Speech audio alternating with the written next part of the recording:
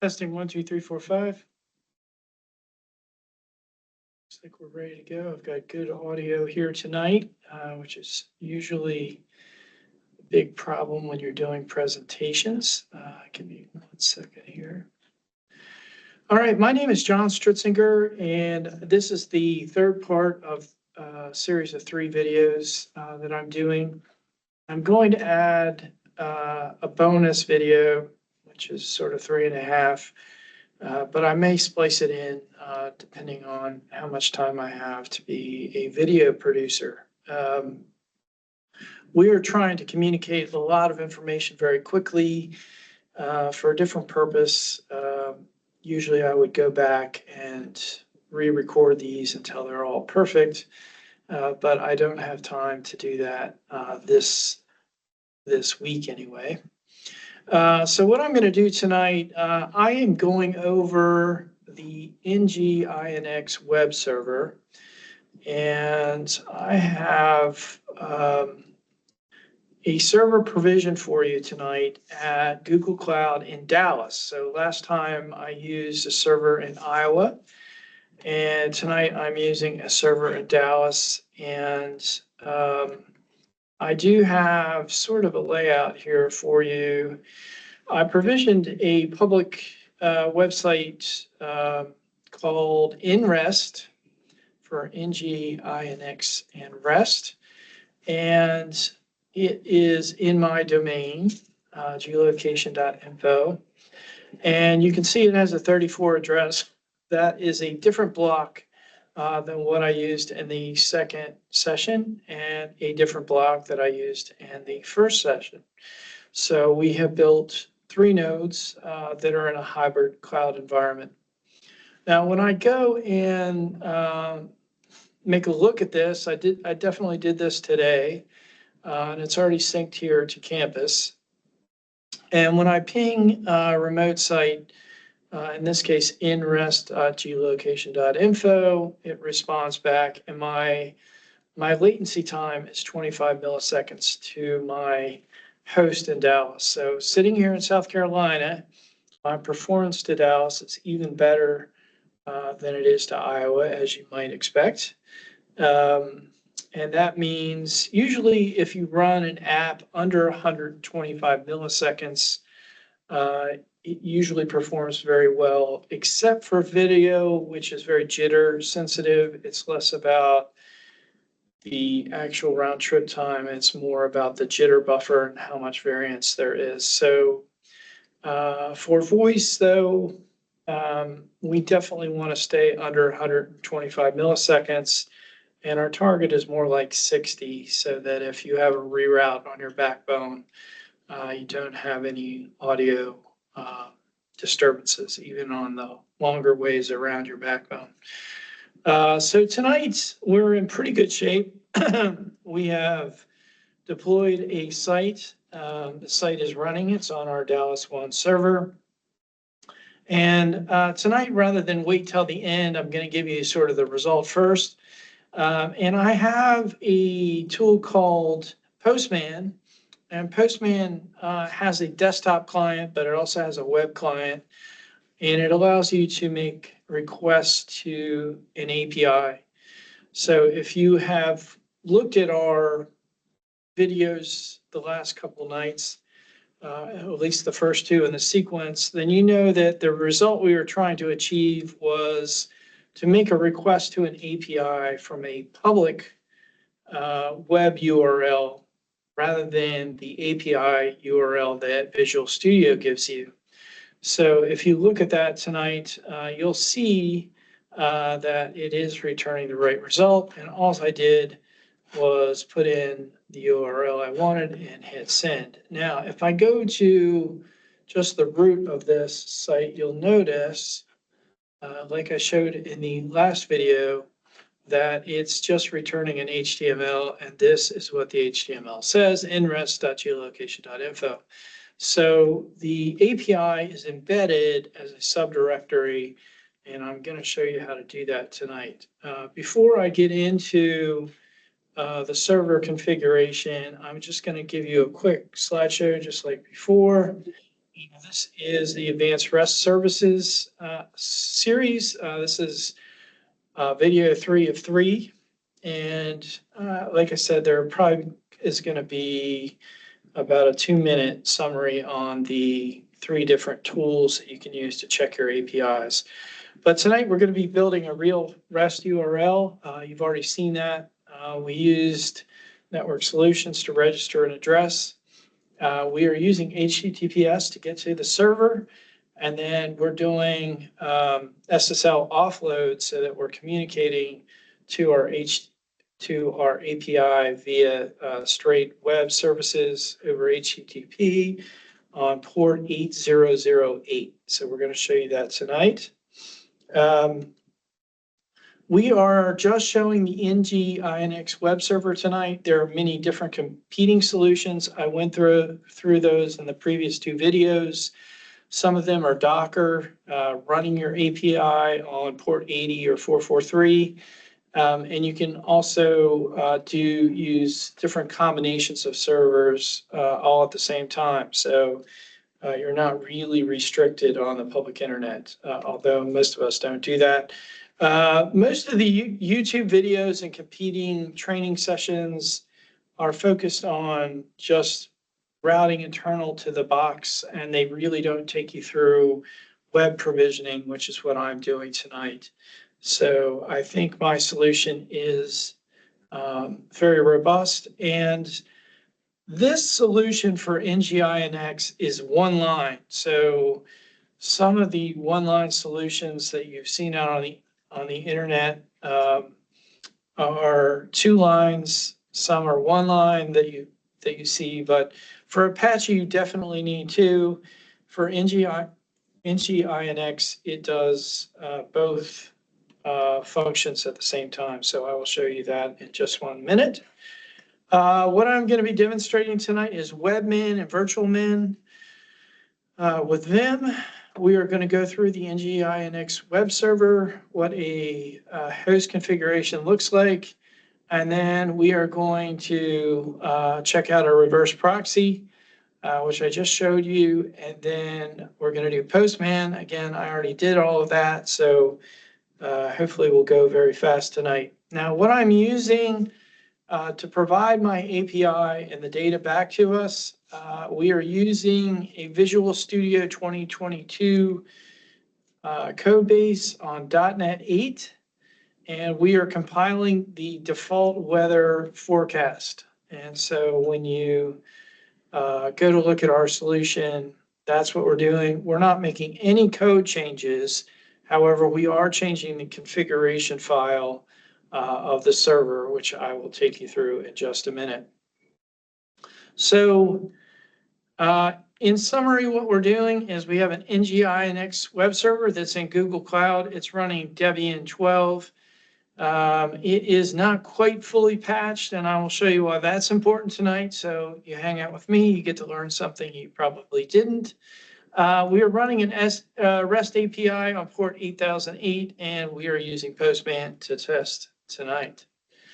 Okay, so that is the baseline of what I want to show you from a slide base. That's telling you what we're doing. I am now sitting on the management interface of my Dallas web server. And this is Webmin. If you've never used it before, it's an open source manager. And Webmin allows you to manage really everything on the server, from users to groups to services that are loaded. So it's roughly equivalent to the Windows Server Manager utility. So with this tool, you can manage Linux platforms the same way you do Windows servers, and it's pretty intuitive. I think my brothers, who are all Windows bigots, would even tell me that this is acceptable to them in most cases. Now, the cool thing about this tool is you can see here that Webmin is telling me that there are 166 potential package upgrades, and there are 22 security upgrades. So this server I don't use all the time. It's a backup of my PBX, and so I don't use it every day. but you can see it shows the operating system and the versions.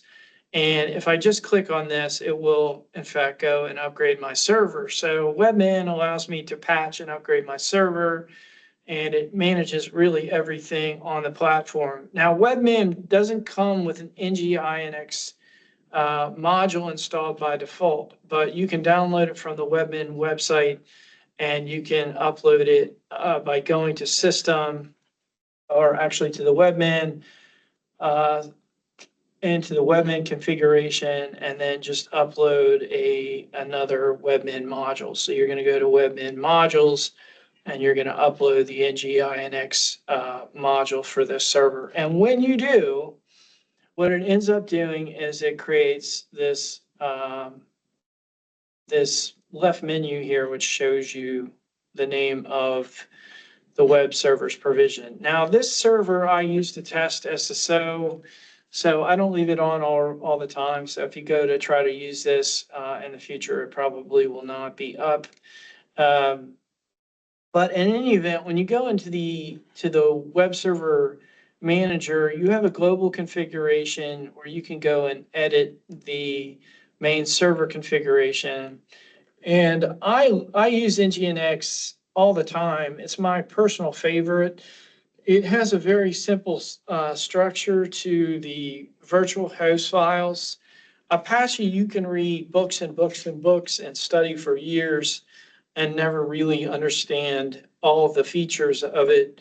While Nginx, I learned in a few months, and it's certainly a very logical syntax. So, I am not doing a full training on the platform tonight, but I did just want to show you what the proxy statement is.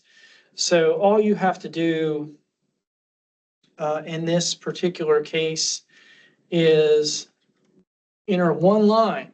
It's right here.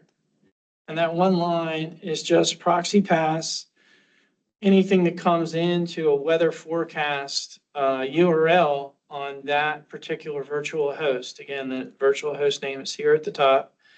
You can see I'm not pulling any magic or making unusual things happen. But if you look at the server name up at the top, you know that that is good. And then it just has one little block here. You have a location for your API name. So this API is weather forecast, but if it was products, it would be API products. And this is something other than the root. So whatever you put in here is what your API name should be.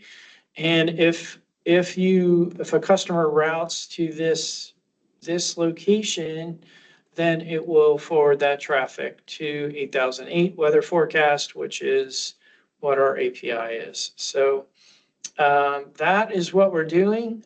You've already seen that it's working. Now, the question is how you set up Visual Studio to get to that point. So I'm going to show you how to do that real quick. And we should have a short video tonight because I am much more efficient than I was in the first two.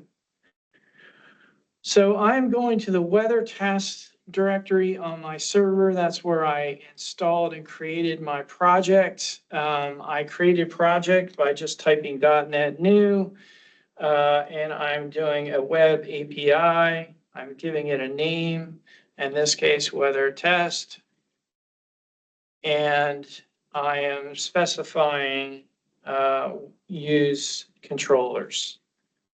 Now, the controllers are important when you go to add things to your API. So I always use controllers. But if you type this command, it'll create the project and it will work without any modifications. So once you do that, you just do .NET run and it will build the project and run just like it is today. If you add an ampersand after by saying .NET run after with an address sign, then it'll run .NET. It'll run your project in the background so that it returns your command prompt back to you. Now, I'm not going to do that right now because my API is already running. So I'm just going to show you that it is. I'm grepping I'm just running ps minus ef, shows all the processes on the server. And if you pipe that through to a grep and look for .NET, it'll just return those two things. And just to show you that that's true, if I just type ps minus ef, you can see that it shows all the processes on the server. And again, grep .NET just does a restriction.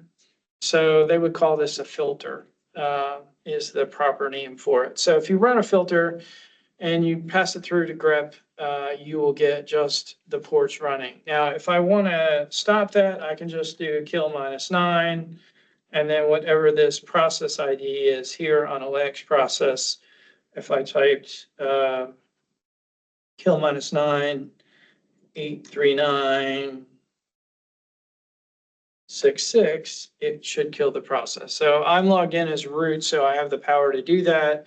But if you're not logged in as root, you may need to use sudo before that so that you take an administrator's privilege. So that is the basics of what I'm doing. The only other thing that I need to show you here is under properties, under the base default. Again, I haven't changed a single line of code. The only thing I did is I went into launch settings.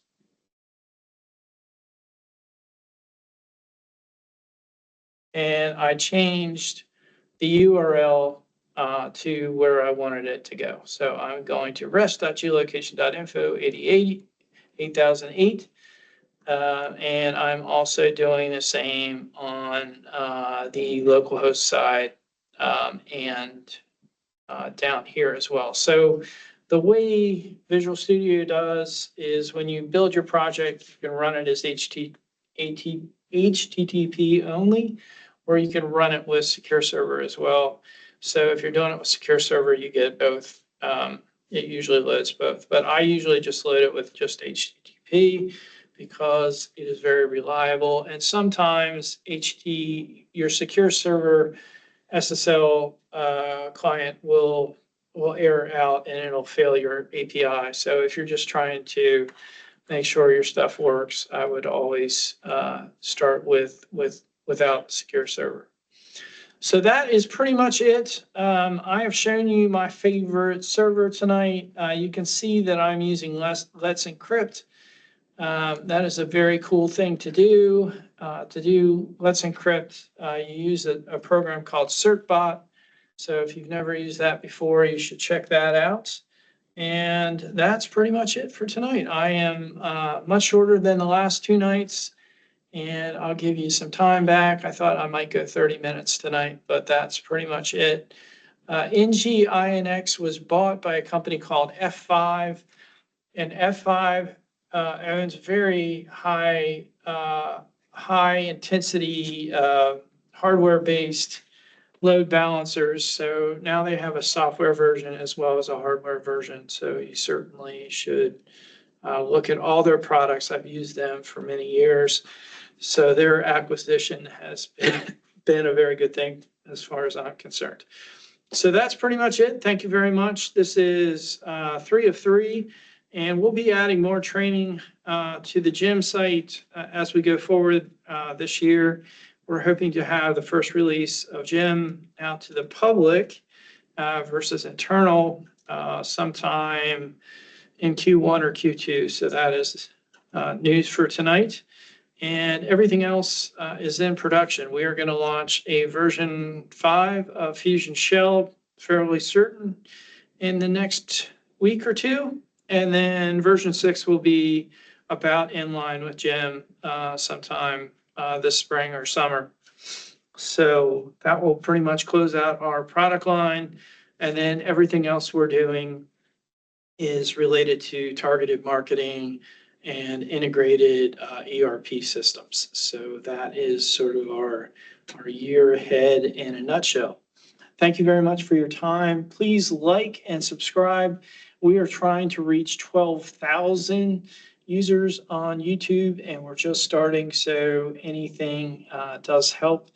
And when we get to 12,000, I get my own corporate faceplate, which I have on Twitter and on Facebook already, but I am hoping to make it a trifecta. So have a good night, and we are going to close out.